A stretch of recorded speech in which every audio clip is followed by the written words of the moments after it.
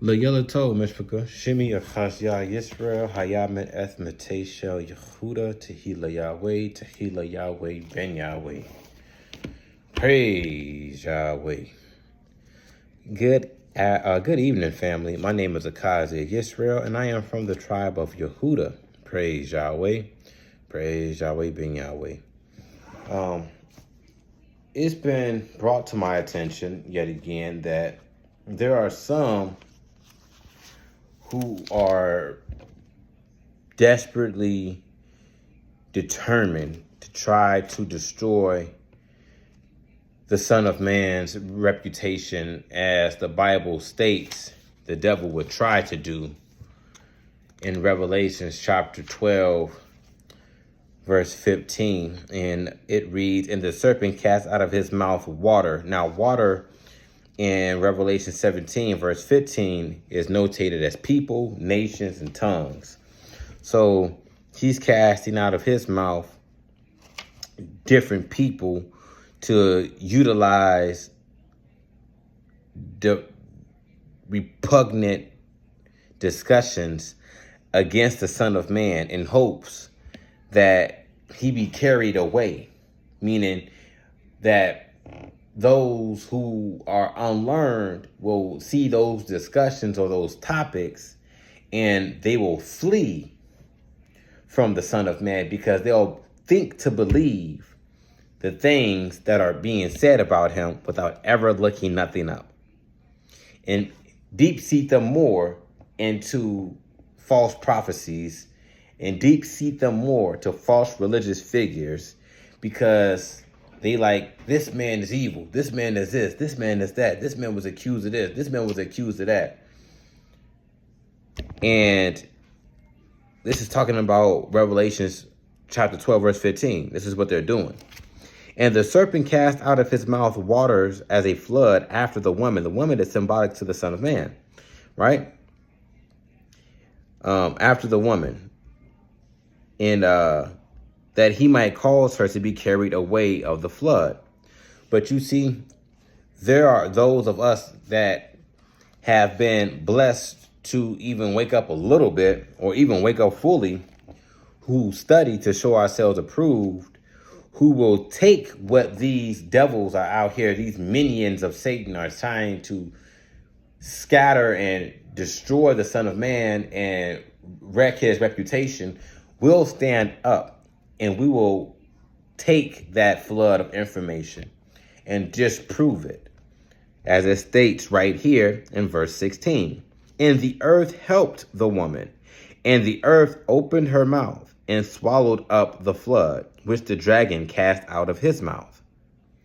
Now, verse 17, "And the dragon was wroth with the woman, and went to make war with the remnant of her seed, which keep the commandments of Yahweh, and have the testimony of Yahweh Ben Yahweh." Praise Yahweh. See, these minions were referenced in the book of Exodus, chapter 16, verse 7 through 9. They were hinted as murmurers. Let's go over there really quick. We come into something, best believe that. Praise Yahweh. We're going to let these devils know that we see them, and we are prepared to do battle.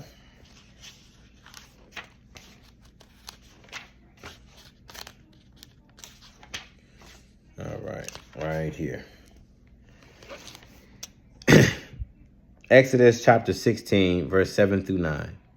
"And the morning then ye shall see the glory of the Lord Yahweh, for that he heareth your murmurings against the Lord Yahweh Ben Yahweh. And what are we, that ye murmur against us? And Moses said, This shall be, when the Lord Yahweh Ben Yahweh shall give you in the evening flesh to eat, and in the morning bread to the full. For that the Lord Yahweh Ben Yahweh heareth your murmuring, which ye murmur against him. And what are we? Your murmurings are not against us, but against the Lord Yahweh Ben Yahweh. And Moses spake unto Aaron, saying unto all the congregation of the children of Israel, Come near before the Lord, for he hath heard your murmuring." So you're being called You being called to present all of these murmurings that we're going to disprove. Because you're trying to cause a war within Judah. You're trying to further destroy your brother's salvation by being a wicked devil and causing murmuring to be had within the camp. And you have to answer for you have to answer the call.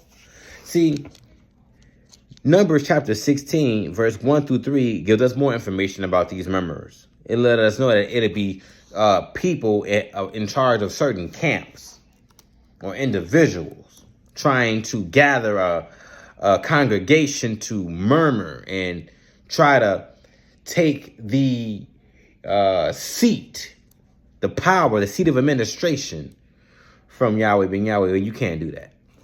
You can't do that. Numbers chapter 16, verse 1 through 3. We get into a point here because all of these people are classified under one name. Now, Korah, the son of Ishar, and the son of Kohath, the son of Levi, and Dathan, and Abiram, and the sons of Eliab, and On, and the son of Peleth, the sons of Reuben, took men. And they rose up before Moses, which certain of the children of Israel, 250 princes of the assembly, who were famous in the congregation, men of renown. And they gathered themselves together against Moses and against Aaron. And they said unto them, Ye take too much upon you, seeing all the congregation are holy, even one of them, and the Lord Yahweh is among them. Wherefore, then lift ye up yourselves above the congregation of the Lord Yahweh. See, they was trying to make it sound like they knew better. And they questioning Moses about Yahweh's decision of delegacy, of who Yahweh delegates to speak for him and delegate the commandments to Israel. They feel like, oh, well, I know Yahweh's name. I can do it too. But you speak ill against the Son of Man. You are a murmurer. You want his seat. So therefore, you will say your name is something Yah, and you will put a 720 on it, saying that you are double the man or double the renown or double the master of the knowledge than the Son of Man is. You are a fool, and you are truly in darkness. Those who do this are Yerobom. And Yerobom means the people will contend. Properly, to toss false allegations back and forth, to try to grapple with the truth and cast it down and pin it down. Mostly so that they could wrangle up the sheep of Yahweh and hold them in their possession, which is controversy. And these people move as if they are a congregated unit. And the funny thing is, people waiting for Satan, for white people to do this. But people keep forgetting that Satan himself, the original devil, was black. So it's going to be devils within Israel that's going to be doing this. And as we see, those are the ones that primarily do it. The black devils. Well, nothing like a black devil. Because you hell bent from keeping your own people from salvation. You a turncoat. Check this out. A people as a congregated unit, specifically a tribe, as those of Israel. Wow.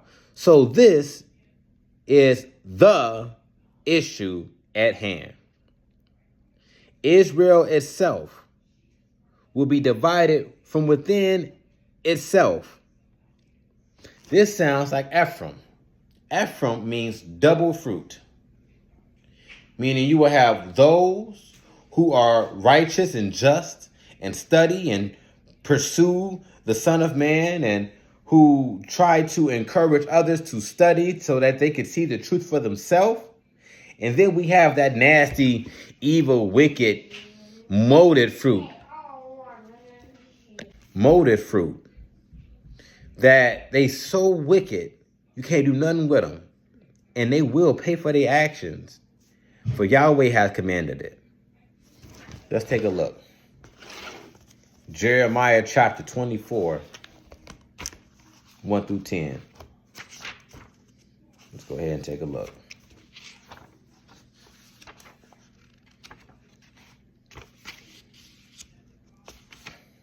'27, 26. Jeremiah 24, right here.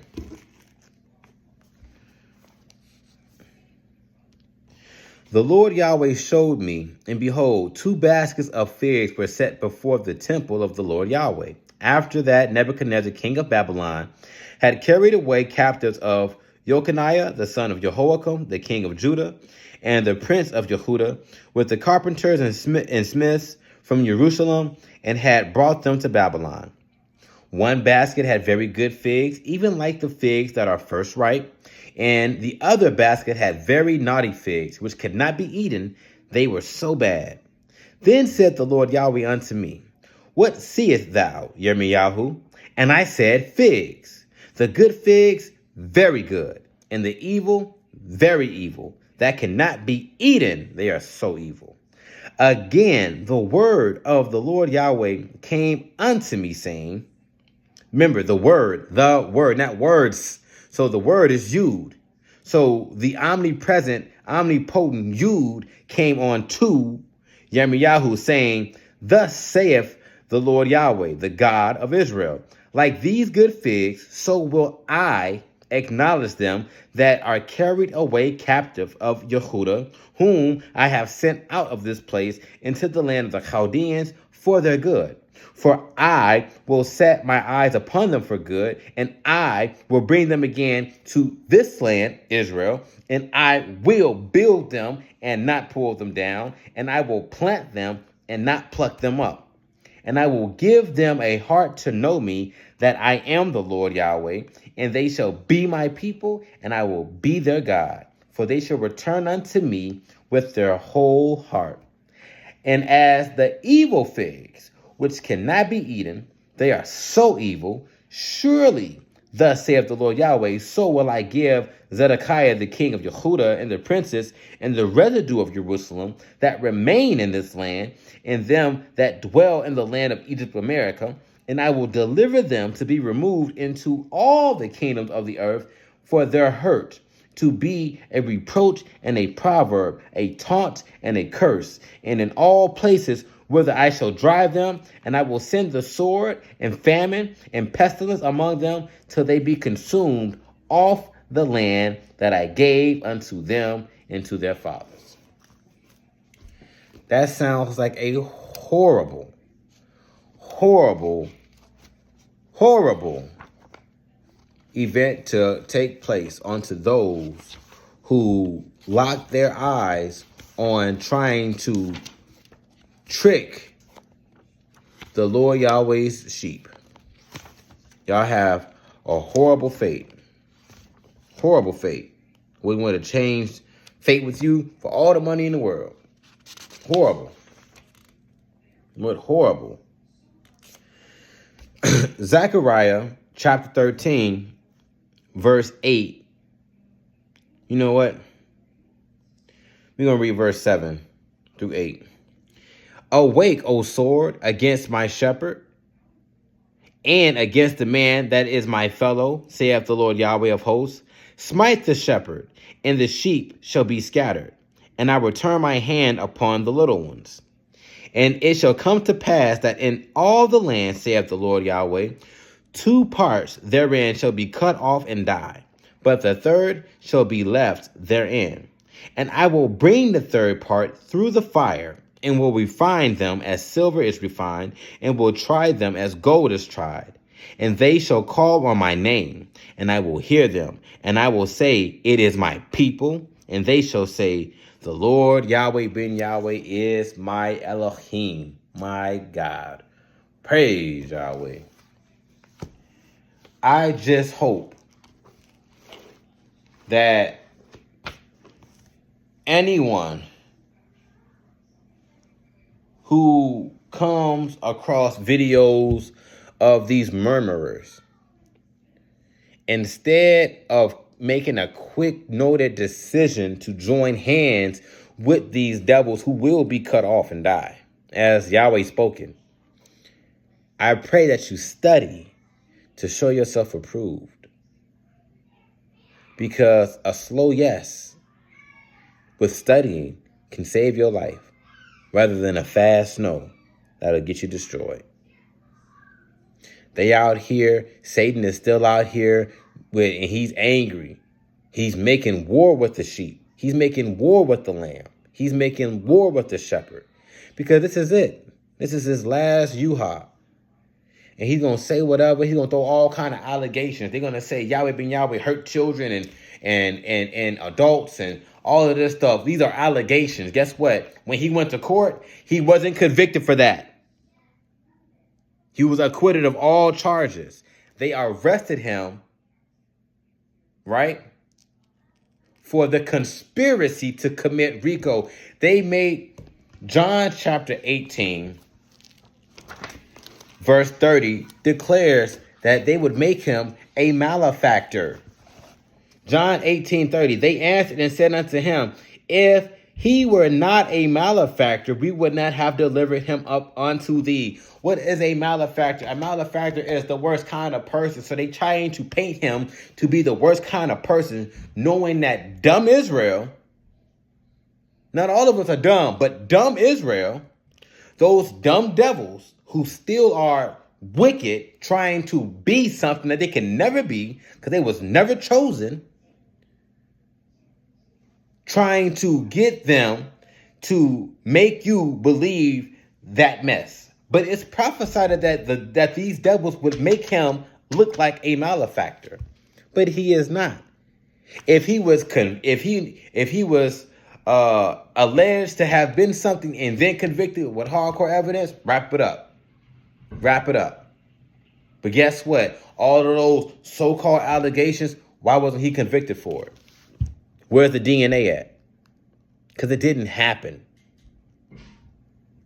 He was acquitted of all charges, but they decided, again, they got to follow prophecy. They still destroyed his character in the public through his crucifixion and made him a malefactor to say, oh, well, we think you're going to do this. That's what conspiracy is. Just in case you don't know, conspiracy don't mean you're going to do it. It all just matters if I think you're going to do it.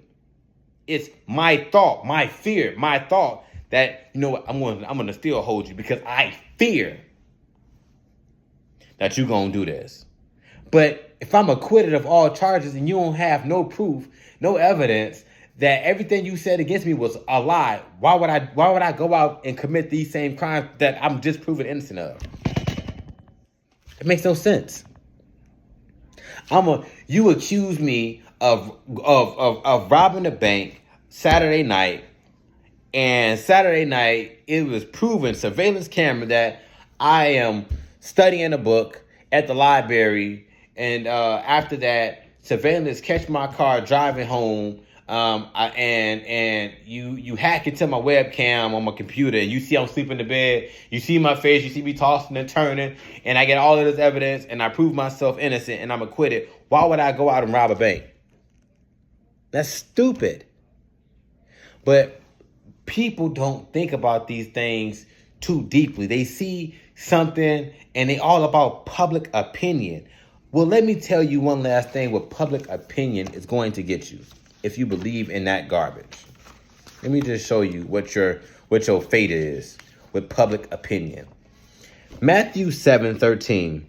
Enter ye in the strait gate, for wide is the gate, and broad is the way that leadeth to destruction, and many there be which go in thereat. Don't be on that gate. Don't be on a public opinion that's wide and broad, because they're going right to destruction. That's hell. But, verse 14, because straight is the gate, and narrow is the way, which leadeth unto life, and few there be that find it.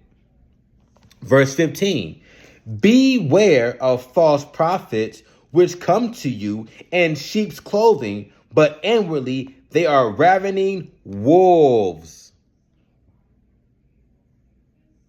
spewing out a flood of water to try to carry away the Son of Man. The book don't lie. These devils do. With that, I pray that y'all have a great evening. Please take these words to heart. If you feel like I'm attacking you, then maybe you one of those devils. Good.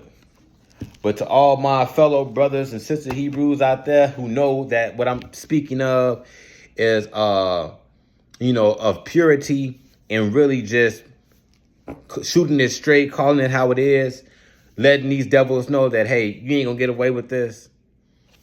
Welcome to the fight. Because we gonna support, we gonna help out the Son of Man as prophesied in Revelations chapter 12, verse 16. We gonna swallow up that flood, and we gonna say, what's your next move? Praise Yahweh.